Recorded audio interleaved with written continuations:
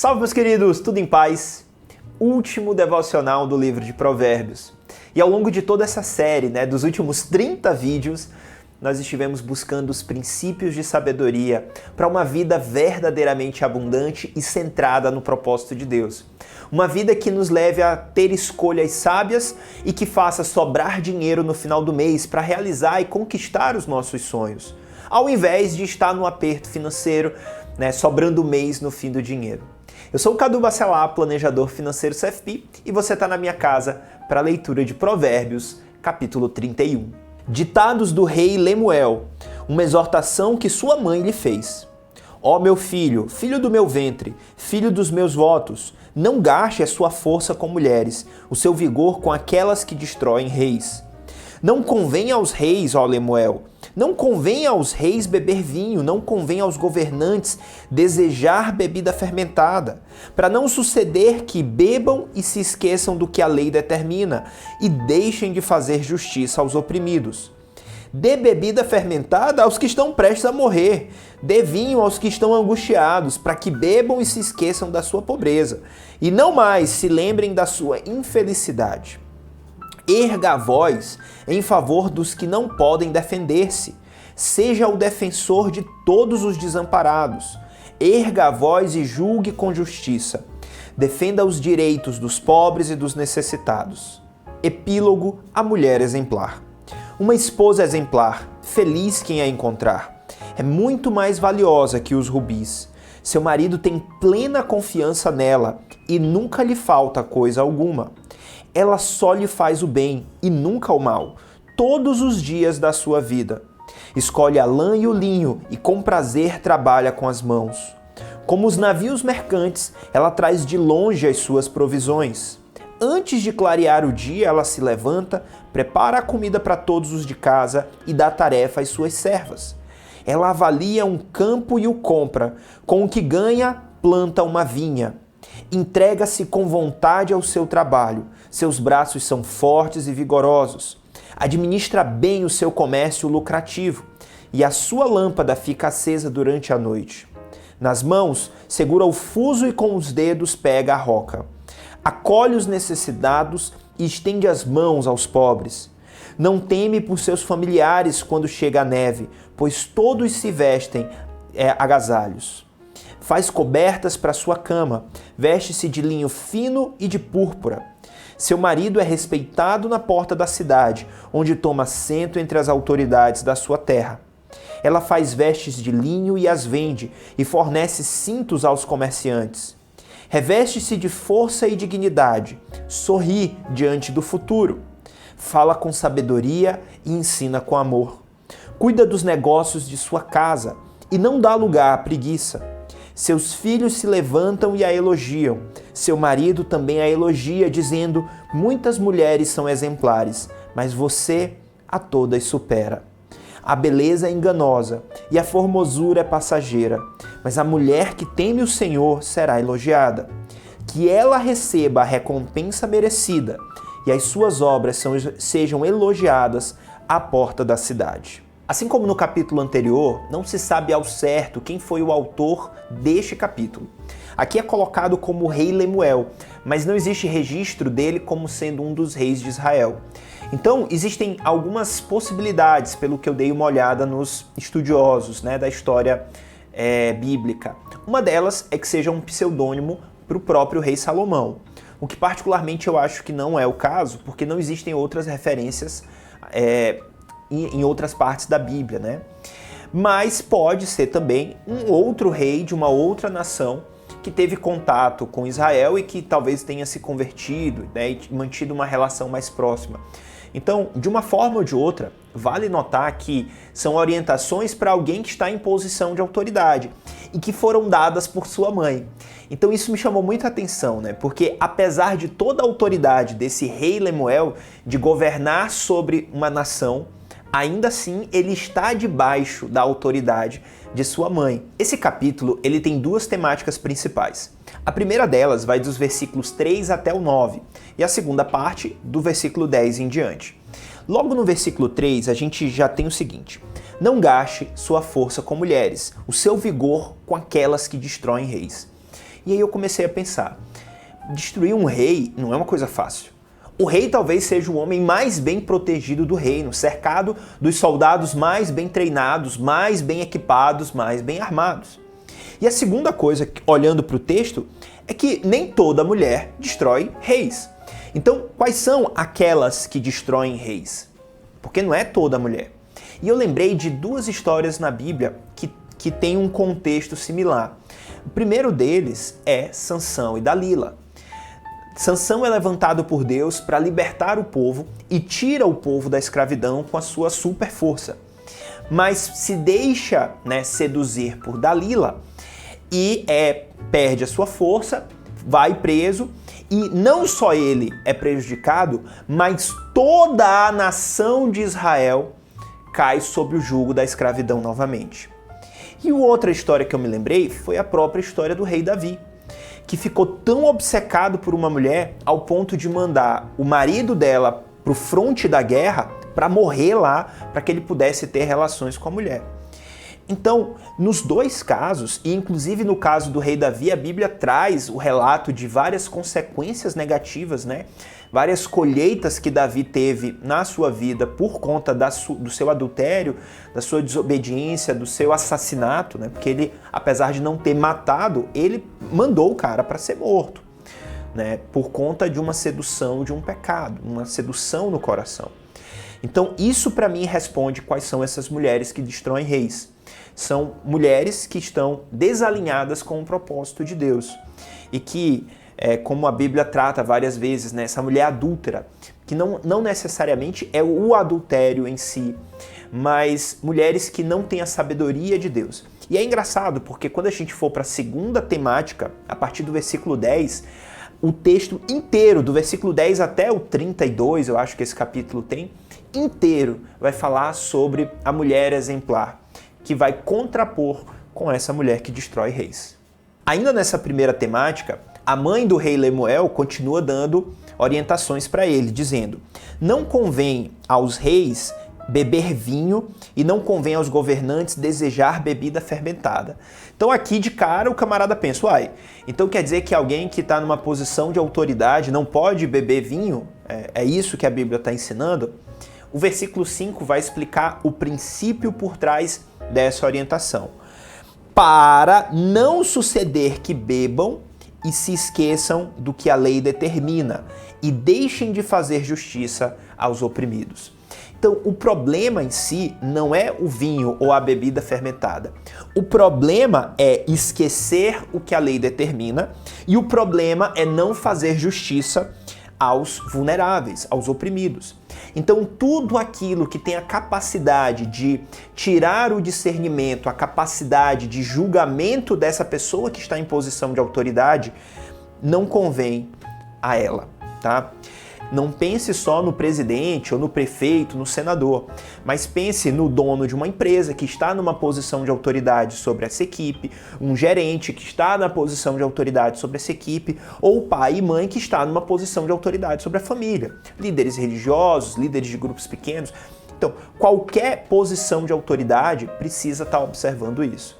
Então, alguém que é colocado nessa posição deve olhar para os mais vulneráveis, com soluções efetivas, não com quebra-galho, não colocando panos mornos, mas dando de fato condições para que essas pessoas que são oprimidas possam prosperar, possam crescer, possam chegar a uma vida abundante. E ainda dentro desses versículos, uma coisa que me veio à mente é que o rei nunca deixa de ser rei. Ele não é rei porque ele está sentado no trono. Ele não é rei quando ele está fazendo um discurso. Ele é rei e ponto.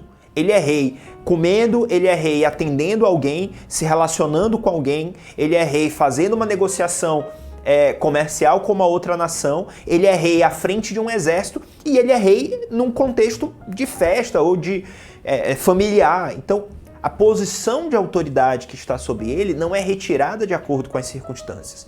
Por isso ele precisa ter um especial zelo para que em nenhum desses momentos ele perca essa capacidade, esse discernimento para decidir sobre a justiça. E seguindo nos versículos 6 e 7, o texto é irônico, dizendo o seguinte: vai dar bebida para alguém, você não vai dar para o rei que está numa posição de autoridade tomando decisões que têm impacto numa nação inteira. Você vai dar uma bebida para alguém que está prestes a morrer, para alguém que está angustiado, para esquecer os problemas, né? Aquela musiquinha lá, né? Eu vou beber para esquecer minhas dívidas. Mas de forma alguma a Bíblia está orientando e dizendo: não, a Bíblia me disse que é para eu dar a bebida para quem está angustiado, para esquecer da pobreza. Olha lá o que está em Provérbios. Dê vinho aos que estão angustiados para que bebam e se esqueçam da sua pobreza. A Bíblia que mandou. De forma alguma, tá? Isso aqui é um texto só. Você vai pegar cada pedacinho, não pode ser lido fora do contexto. Aqui é uma ironia sobre o que foi ensinado anterior do rei não perder a sua capacidade, o seu discernimento para tomar decisões. E aí depois dessa ironia, aí ele fecha nos versículos 8 e 9, reforçando o princípio. Olha, o que é responsabilidade sua como alguém em posição de autoridade? Erga a voz em favor dos que não podem defender-se. Porque esses que estão em posição de vulnerabilidade, eles não têm voz. E você que tem voz, precisa levar o clamor deles e atender o clamor deles. Seja o defensor de todos os desamparados. Erga a sua voz e julgue com justiça. Defenda os direitos dos pobres e dos necessitados. Isso é o que a gente espera de um bom governante. Alguém que é justo e que defende o direito para que a nação cresça de uma forma geral. A partir do versículo 10, o texto entra numa segunda temática, onde ele vai falar sobre a mulher virtuosa, a mulher exemplar. E esse texto ele tem uma conexão com a primeira temática, principalmente com o versículo 3, porque a mulher exemplar ela é o contraponto daquela mulher que destrói reis. Vale notar também que o texto todo é escrito no formato de um poema e é um acróstico do próprio alfabeto hebraico. Então, a primeira letra de cada frase vai seguindo o alfabeto hebraico. E eu também quero pontuar que, apesar do texto se referir à mulher virtuosa, é óbvio que os princípios que a tornam virtuosa se aplicam aos homens, aos filhos, às filhas. Então eu quero que você esteja aberto para aprender os princípios de sabedoria que tornam essa mulher descrita nesse poema uma mulher virtuosa, uma mulher exemplar. Seguindo para o versículo 11, a gente tem o seguinte: o seu marido tem plena confiança nela e nunca lhe falta coisa alguma. Quando eu li esse texto, eu lembrei de um comentário bíblico que eu vi na Bíblia King James, falando sobre esse texto e que dizia o seguinte, que essa é a única passagem em toda a Bíblia onde existe uma recomendação expressa de plena confiança em um outro ser humano. Porque o que a gente encontra em geral é o que tem, por exemplo, no texto de Jeremias, que fala: maldito o homem que confia no próprio homem, né? Normalmente, esses textos, eles fazem um contraponto entre confiar em Deus e confiar no homem. Mas aqui é diferente. E o que eu enxergo disso é que essa mulher exemplar, sábia, ela busca a sabedoria na fonte da sabedoria, que é o temor ao Senhor. Ela é tão próxima de Deus que ela se parece com Deus, ela tem as características do próprio Deus, ela é semelhante a Deus, semelhante a Jesus. E o que eu e você podemos aprender com isso é que quanto mais próximos nós estivermos de Deus, quanto mais semelhantes formos a Cristo, mais semelhantes formos do próprio Deus, mais dignos de confiança nós seremos. E vamos colher as recompensas disso. Como diz o versículo, nunca lhe falta coisa alguma. Já o versículo 12 diz que ela só lhe faz o bem e nunca o mal, todos os dias da sua vida. E quando eu li esse versículo, eu fiquei com a pulga atrás da orelha, porque a Bíblia diz que todos pecaram, inclusive essa mulher virtuosa. Então, quando o texto fala que ela só faz o bem, não quer dizer que ela é perfeita, ou que ela não erra nunca, ou que nunca existem problemas. O que eu enxergo aqui é alguém que, mesmo diante dos erros, procura crescer, amadurecer e se tornar cada vez mais sábia. Avançando para o versículo 13, nós temos uma série de versículos que vão tratar da lei universal da diligência. E não só da lei universal da diligência, mas o que eu percebo nessa mulher que a torna exemplar e virtuosa é seguir esses princípios de sabedorias que foram dados pelo próprio Deus. Então acompanha comigo. No versículo 13 fala que ela tem prazer em trabalhar com as mãos. Prazer de trabalhar, diligência. No versículo 14, ela diz que traz provisões de longe. Então, trazer provisões de perto exige um determinado grau de esforço. Trazer provisões, buscando as melhores provisões de longe, isso remete a mais esforço, a mais logística. Então, o que eu noto aqui é que, em nome de fazer o melhor possível, ela não mede esforços. Versículo 14 também fala sobre diligência. Se nós formos para o versículo 15, ele vai dizer que antes de clarear o dia, ela não estava ali no botão soneca, soneca, soneca, soneca, soneca, soneca, soneca. Ela estava comprometida com a vida. Ela queria viver de fato a vida e comprometida em entregar resultados de excelência. Então, esse antes de clarear o dia, para mim, também denota diligência. Se nós seguirmos de uma forma mais específica no versículo 17, ele fala que ela se entregava com vontade ao trabalho. Também diligência. Se nós seguirmos um pouquinho mais e formos no versículo 18, já vai dizer que ela administra bem o seu comércio lucrativo. Então é alguém que entrega resultado e que administra bem. Administrar bem pressupõe saber o que é preciso ser feito e fazer o que é preciso ser feito. Então, diligência. Fora o que diz o versículo 27, que fala que ela cuida dos negócios e não dá lugar à preguiça. Preguiça essa que é uma característica de alguém que não é diligente. Mas essa mulher não segue apenas o princípio, a lei universal do dinheiro da diligência. Ela também segue a lei da generosidade. Olha o que diz o versículo 20. Ela acolhe os necessitados e estende as mãos aos pobres. E aí eu lembro, aquele que é generoso, aquele que dá alívio, recebe alívio.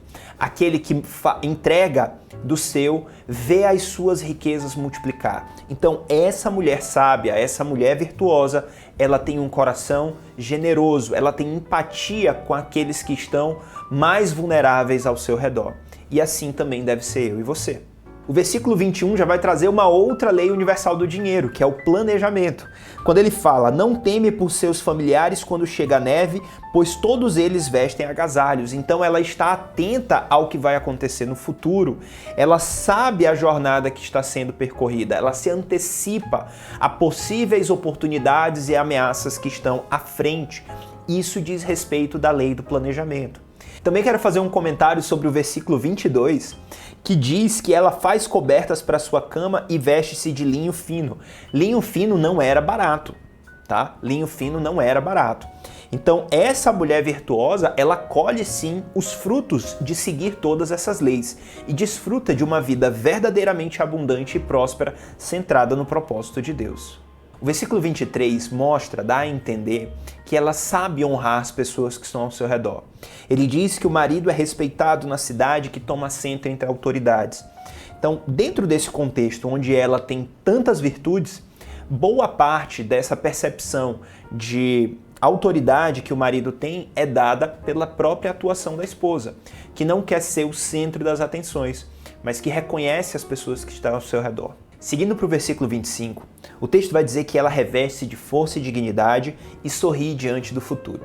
Só o fato dela olhar para o futuro já me mostra que ela respeita a lei universal do planejamento, tá? Está atento ao futuro, pensar sobre o futuro, traçar uma rota para esse futuro. Mas quando a gente olha para o futuro, nem sempre a gente vai encontrar flores. Porque por vezes existem oportunidades, mas por vezes existem ameaças e dificuldades. Mas o texto não diz que ela sorri para as coisas boas do futuro. Ela sorri para o futuro como um todo. Então ela tem inteligência emocional para lidar bem com as suas emoções, mesmo diante das dificuldades e das ameaças que o futuro nos apresenta. Isso me chamou muita atenção. Ela está revestida da força, dos jovens e da dignidade dos anciões. E por isso ela se sente confortável e com a devida confiança para avançar em direção a esse futuro. Já o versículo 26 vai ressaltar um dos aspectos fundamentais de alguém que é sábio: treinar e ensinar aqueles que estão ao seu redor. E me chama a atenção que ele diz que ela fala com sabedoria e ensina com amor. E eu lembro de todos os versículos que nós lemos ao longo desses últimos 30 capítulos, que fala que aquele que ama disciplina.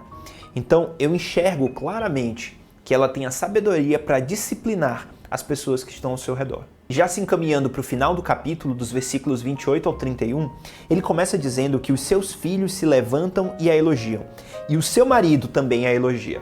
Quando eu olho para cá, eu vejo que as pessoas mais próximas do círculo de relacionamento mais íntimo, que a conhecem na intimidade, na essência, e não pelas aparências, não pelo que ouviu falar, mas de fato a conhece, enxerga no dia a dia, convive no dia a dia, vê nela essa mulher exemplar e virtuosa, sábia, e por isso a elogiam.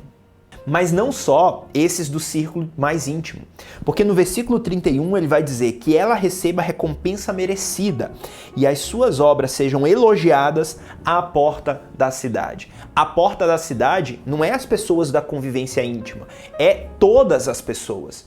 Então ela é reconhecida pelos resultados que entrega e pela pessoa que ela é. E eu não quero perder a oportunidade de fazer uma homenagem especial à minha amada esposa Mariana. Lendo todo esse capítulo, esses versículos da mulher exemplar, eu pude ver as características dela aqui. E posso dizer que eu sou o homem mais feliz do mundo por ser casado com ela, como diz o versículo 29. Muitas mulheres são exemplares, mas você a todas supera. E no versículo 30, a gente vê que a mulher que teme o Senhor será elogiada. E a gente encerra esse devocional, na verdade, essa série toda, olhando que a recompensa final da sabedoria depende do seu início, o temor ao Senhor. Mas eu quero ouvir também o que Deus falou ao seu coração. Comenta aqui embaixo, deixa um testemunho de como foi acompanhar toda essa série. Para mim vai ser muito importante te ouvir.